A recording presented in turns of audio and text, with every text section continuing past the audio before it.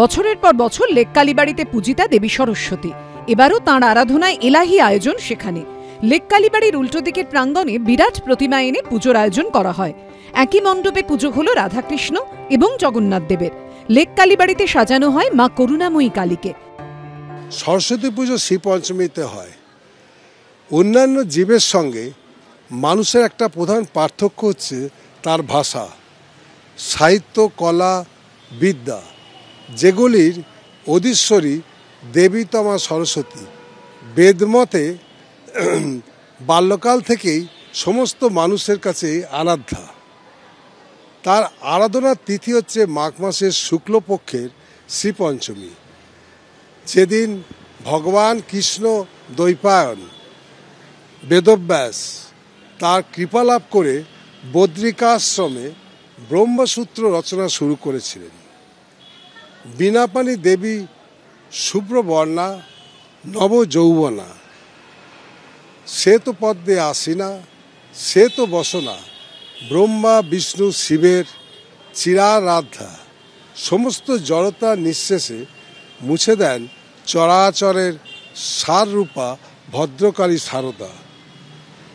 দেবীর কাছে আমাদের প্রার্থনা এই, তিনি আমাদের অন্ধকার থেকে আলোয় নিয়ে চলুন, আমাদের চিত্তকে কলুষমুক্ত করে চিরকাল যেন সেখানে অধিষ্ঠান করেন সেই করুণাময়ী। আজকের দিনে একটা বিশেষত্ব হচ্ছে এই যে আজকের দিনে যে কুল খাওয়া, আমাদের একটা প্রচলন আছে, সরস্বতী পুজোর আগে কুল খাবো না, তাহলে বিদ্যা হবে না। এইগুলো হচ্ছে লোকাচার। শাস্ত্রে আছে খাওয়ার বিষয়ে বহু বচনের মধ্যে একটা বার্তা আছে, বট্টাকু কার্তিকে বর্জং মূলং বা বদরং মাঘে, চৈত্রে সিম্বি পুনস্তাম্বি, ভাদ্রে বর্জং দ্বিজাতিভি। অর্থাৎ দ্বিজাতিগণ কার্তিকে বেগুন, মাঘে মূলো বা কুল, আর কি করে না চৈত্রে সিম আর ভাদ্রে গোলাকার লাউ এরা খাবে না। এখানে অবশ্য সরস্বতী পুজোর ব্যাপারে বা খাওয়ার ব্যাপারে কোনো রকম বাধ্যবাধকতা নেই এবং সে কথা কোথাও উল্লেখও নেই।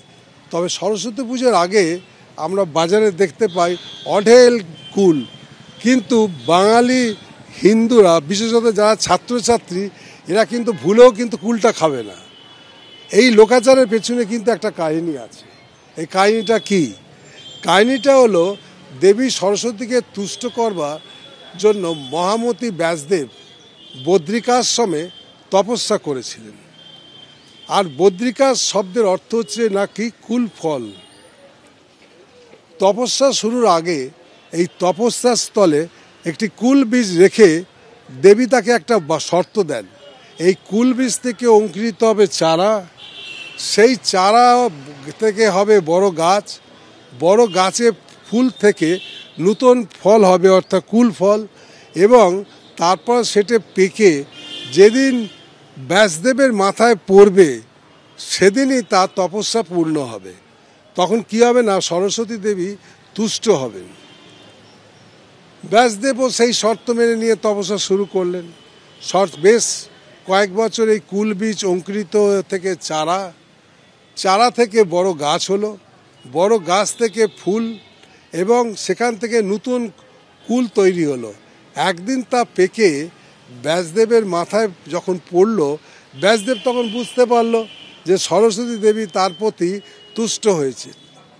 তখন তিনি কি করলেন, সেই তিথিটা ছিল পঞ্চমী, এই আজকের পঞ্চমী তিথি, যদিও এখন ষষ্ঠী পড়ে গেছে, পঞ্চমী গতকাল আরম্ভ হয়েছিল। সেদিন সরস্বতী দেবীকে বদ্রি বা কুল ফল দিয়ে নিবেদন করে অর্চনা করে তিনি ব্রহ্মসূত্র রচনা আরম্ভ করেছিলেন। শ্রী পঞ্চমীর দিন সরস্বতী দেবীকে তুষ্ট হয়ে করেছিলেন বলে তার আগে বাঙালি হিন্দুরা কুল খান না। কেননা ওই যে বললাম প্রথম কথা, যে ব্রহ্মসূত্র রচনা করেছিলেন, যে তখন করার পরেতে যখন একটা কুল ফল দেয়া হলো, সেই কুল ফলটা পুজোর পরে কিন্তু বেদব্যাস নিয়েছিলেন। সেই থেকেই কিন্তু এই কুল খাওয়ার প্রচলন হচ্ছে। আগে এই সরস্বতী পুজোর দিন আগে মা সরস্বতীকে দেওয়া হবে, তারপরে তার নিবেদনের পরে কুল খাওয়ার রীতি আমাদের সবসময় আছে। এখন দেখবেন অঢেল কুল ছেলেমেয়েরা খাচ্ছে। আমাদের দেশের অর্থনীতি হচ্ছে কৃষি প্রধান। যে কোনো নতুন ফসল যখন তৈরি হয় তখন আমরা ভগবানের কাছে উৎসর্গ করে তারপরে খাওয়া আরম্ভ করি। এর আগে আমরা পৌষ পার্বণের সময় দেখেছি সেই জিনিস। শীতকালে গাছে প্রথমে কুল ধরে, প্রথমে দেবী সরস্বতীকে নিবেদন করে তা প্রসাদ হিসাবে কুল খাওয়ার প্রথা এ হচ্ছে হিন্দু শাস্ত্রের বহুদিনের। এটা বিশেষত বাঙালিদের মধ্যে এটা খুব রয়েছে। তবে এই লোকাচার যে রয়েছে, এই লোকাচারের পেছনে কিন্তু একটা বৈজ্ঞানিক ভিত্তিও আছে। ভিত্তিটা কি না, শীতের অবসানে এবং বসন্তের শুরু এই সন্ধিক্ষণেতেই সরস্বতী পুজো, এবং ঋতু পরিবর্তনের এই সময় নানা রকমের অসুখ বিসুখ দেখা যায়। সব কারো সর্দি কাশি জ্বর হামেশাই লেগে থাকছে। এই সরস্বতী পুজোর সময় কুল পাকতে থাকে। তার আগে যে কাঁচা কুলটা থাকে এবং তার যে কষ থাকে, এই কাঁচা কুল এবং তার কষ এগুলো খেলে পেটের পক্ষে গোলমাল হওয়ার যথেষ্ট আশঙ্কা থাকে। হয়তো সেই কারণেই সরস্বতী পুজোর আগে এই কুল খাওয়ার বিধি নেই।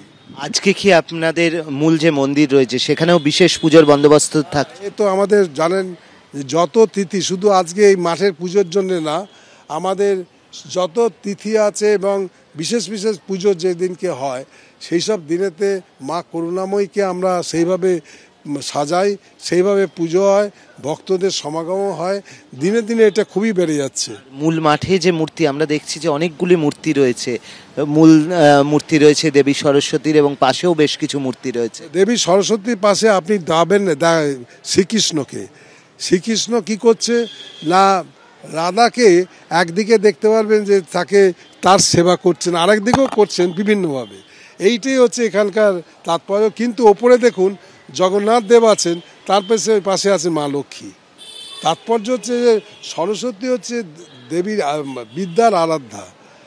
এই শ্রীকৃষ্ণ যে আজকে এই যে মনে শ্রীকৃষ্ণের যে এত বাণী তিনি দিয়েছিলেন, এই সরস্বতীর আশীর্বাদ সেখানে সবসময় ছিল। সোমবার পুজো উপলক্ষে প্রচুর ভক্তের সমাগম হয় মণ্ডপ প্রাঙ্গণে। পুজোর পাশাপাশি ভোগ বিতরণ করা হয় ভক্তদের মধ্যে। অর্ণব মুখোপাধ্যায়ের রিপোর্ট, এবিপি আনন্দ, কলকাতা।